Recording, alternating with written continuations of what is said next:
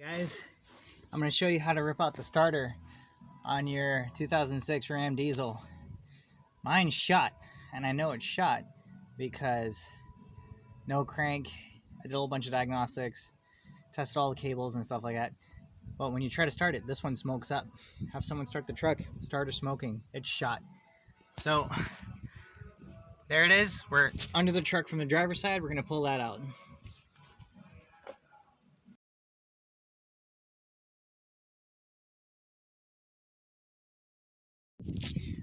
Alright, that was a pain in the ass. I ended up grabbing my 10mm wrench, and it came out really easy. So I'm going to do the other one, and then we're going to unbolt it from there, and go from there. Man, alright, so to get the top bolt, I went through here on the side with the wrench, the 10mm wrench. So I got all 3 bolts out, which was good. Now, I'm going to use a 11/16 to remove the power wire. Took off that bolt. Then I rotated the starter. Rotate it so you can now have access to remove the clip and remove the top charging cable. After jamming a fucking knife and screwdriver in here to get the goddamn clip off, now you gotta lift, rotate, and then try to bring the starter out. Good luck to me. Oh, got it out. Rotated it, shoved it up in there, brought the starter gear that goes in the transmission down here where my finger is, and then I brought the starter down, and then right there in between the frame and my axle came right down the side, and there it is. I know my starter's been shot because it's been smoking.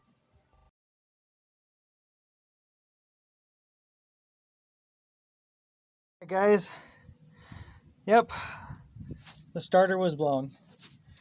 Went to O'Reilly, got that one after they tested the other one. Now to put it in, I'm gonna go from, I gotta do this before it gets dark in the next hour. I'm gonna go from here, in between the axle and the frame, go up and rotate it all the way in and in.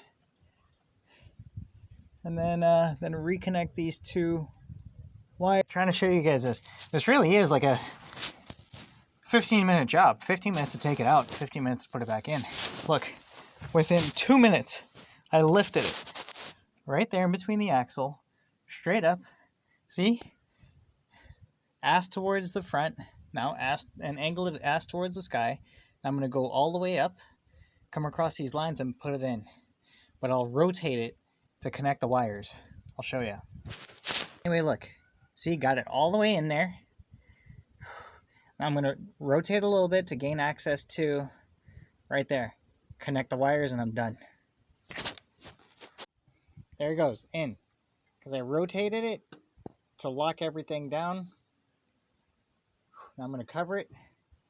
I'm going to rotate it, if you can see that, into the hole. And then start off with the bottom screw, then the top screw with your hands, then the final screw. And then use the 10mm, and you're done.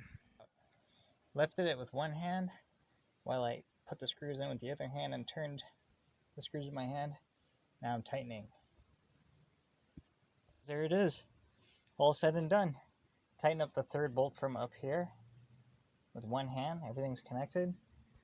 Now I'm going to go put the negative ground cable back. Leave my key in the ignition for 5 minutes to re-recognize with the wireless module and the TIPM. And fingers crossed this fucking thing starts. It's been dead for another week, blocking my driveway.